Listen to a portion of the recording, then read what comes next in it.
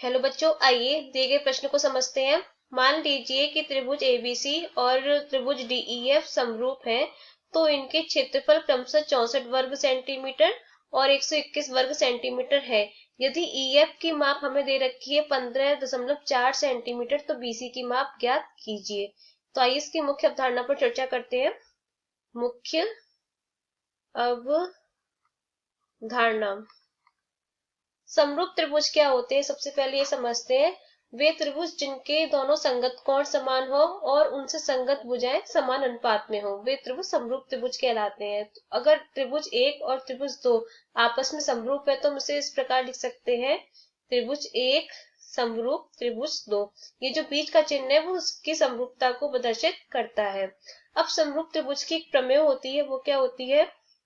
समरूप त्रिभुज की प्रमेय क्या होती है? दोनों त्रिभुजों के क्षेत्रफलों का अनुपात उनकी संगत भुजाओं के अनुपात के वर्ग के बराबर होता है। तो हम इसे किस प्रकार लिख सकते हैं? त्रिभुज 1 का क्षेत्रफल लिखेंगे हम क्षेत्रफल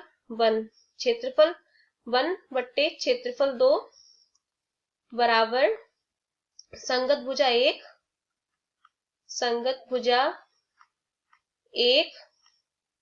का वर्ग बटे संगत भुजा 2 का वर्ग। संगत भुजा 2 का वर्ग। तो ये होती है समरूप त्रिभुज की एक प्रमेय। तो आइए प्रश्न में क्या क्या दे रखा है। प्रश्न में हमें दो त्रिभुज दे रखे हैं, त्रिभुज एबीसी और त्रिभुज डीईएफ। तो इनके चित्र बना लेते हैं एक बार, समझने में ज्यादा आसानी होगी। त्रिभुज एबीसी, ए बी सी, और त्रिभुज डीईएफ। एक त्रिभुज दे रखा है डी ई एफ, और हमें इसमें क्या दे रखा है? हमें दोनों के क्षेत्रफल दे रखे हैं क्रमशः। क्या क्या क्षेत्रफल दे रखे हैं?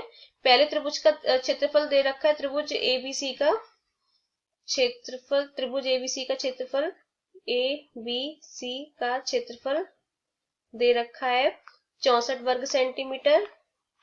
और त्रिभुज डीईएफ का क्षेत्रफल दे रखा है, त्रिभुज डीईएफ का क्षेत्रफल बराबर दे रखा है 121 वर्ग सेंटीमीटर। और हमें एक भुजा दे रखी, ईएफ की माप दे रखी है, तो ईएफ बराबर दे रखा है 15.4 सेंटीमीटर। तो हमें अब बीसी की माप ज्ञात करनी है। तो कैसे ज्ञात करेंगे? हम इस समरूप की प्रमेय का प्रयोग करेंगे। तो उसे किस प्रकार लिख सकते हैं? पहला इसमें त्रिभुज कौन सा है? त्रिभुज ए बी सी का क्षेत्रफल, ए बी सी का क्षेत्रफल बट्टे त्रिभुज डी ई एफ का क्षेत्रफल बराबर संगत भुजा कौन कौन सी हो गई इसकी?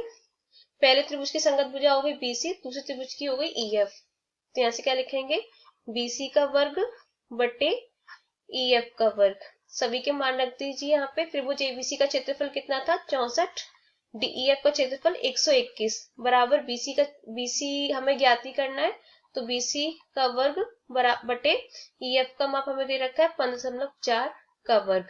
तो यहाँ से वर्ग को हम इधर पहुंचा देते हैं, तो ये वर्गमूल लग जाएगा यहाँ पे। तो क्या आ जाएगा? 64 बट्टे 121 बराबर बीसी बट्टे 15.4। तो 64 8 का वर्ग होता है और 121 11 का। तो बीसी बट्टे 15.4, दोनों तरफ कैंची गुणा कर दीजिए, तो क्या मिलेगा? 8 गुणा 15.4 बराबर बीसी गुणा 11। यहाँ से बीसी कितना हो जाएगा? 8 गुणा 15.4 बटे 11। ये दशमलव हटा दीजिए और नीचे 10 आ जाएगा। 11 से 154 14 बार कट जाएगा, और ये 2 से 10 5 बार, और 2 से 14 7 बार। तो कितना आ जाएगा? 8 गुणा 7 बट्टे 5। तो बीसी का मान कितना आ जाएगा? 11.2 सेंटीमीटर। तो यहाँ से ये हमारा उत्तर हो जाएगा। आशा करते हैं कि आपको ये प्रश्न समझ में आया होगा। धन्यवाद।